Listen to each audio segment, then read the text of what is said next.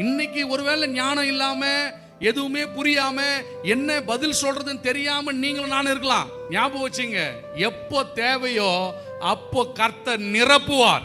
எகிப்திலேயே யாருக்கும் இல்லாத ஞானத்தை கர்த்தர் யோசேப்புக்கு கொடுத்தார். யாராலையும் அவனுடைய பார்வோனுடைய அந்த தரிசனத்துக்கு என்ன சொல்ல முடியல, பதில் சொல்ல முடியல, விளக்கம் சொல்ல முடியல. எப்படி? எப்போ போர்த்திபார் வீட்டுக்கு வராரோ அப்போ கர்த்தர் யோசேப்போடு வந்து விட்டார். எப்படி ஆயிட்டானா? காரிய சித்தி உள்ளவனானா.